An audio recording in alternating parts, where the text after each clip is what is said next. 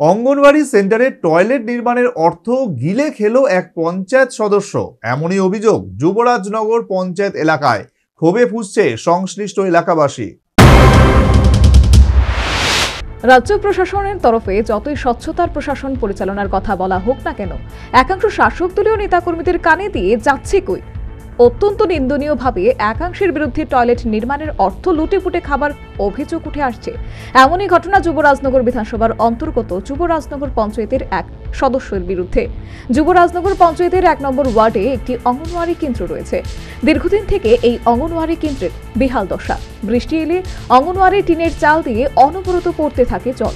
বাধ্য হয়ে ভিজতে হয় অঙ্গনওয়াড়িতে আসা কচি কাচাদের।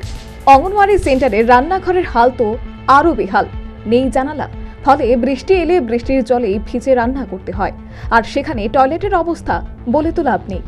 এই অবস্থায় বিগত কয়েক মাস আগে এই অঙ্গনওয়াড়ি কেন্দ্রের একটি টয়লেট নির্মাণের জন্য প্রায় 1 লক্ষ টাকা বরাদ্দ করা হয়। পঞ্চায়েতের ডেভেলপমেন্ট ফান্ডের অর্থে এই টয়লেটটি নির্মাণের জন্য দায়িত্ব দেওয়া হয় গ্রামের শাসক দলের নেতা তথা 1 নম্বর ওয়ার্ডের মেম্বার অশ্বিনী কুমার নাথকে। কথা ছিল সম্পূর্ণ নতুন করে তৈরি করা হবে এই টয়লেট, কিন্তু স্থানীয়দের অভিযোগ অঙ্গনওয়াড়ি সেন্টারের পুরনো টয়লেটকেই কোনো রকমের নতুন করে সিমেন্ট বালু দিয়ে তৈরি করা হয়েছে।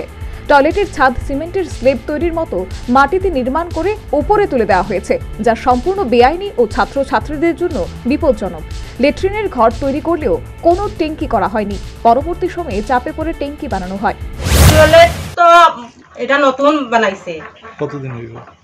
নতুন বলতে 3-4 মাস ওর টয়লেটটা বানাইছে। বানানি পরে একটা ট্যাঙ্কি দিছে না। এরপরে আমরা ট্যাঙ্কির কথা কইলে আমরা কয় মানে এটা ইয়েটা কি অর্ডার হইছে না, অর্ডার হইলে পরে দেওয়া যাইব।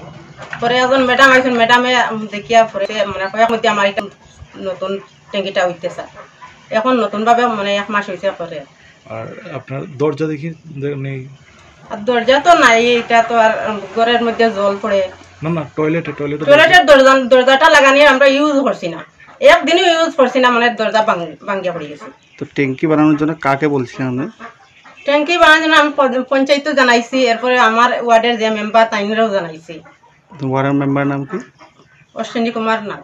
আপনাদের ছবিতে স্পষ্ট এই টয়লেট নির্মাণে কি ধরনের দুর্নীতি হয়েছে।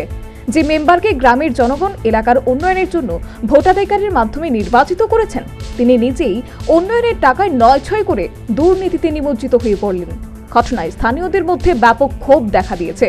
দাবি উঠছে তদন্তের মাধ্যমে উপযুক্ত ব্যবস্থা গ্রহণের। এখন দেখার সংশ্লিষ্ট প্রশাসন এই নিয়ে কি পদক্ষেপ গ্রহণ করে। Bureau report, news vanguard.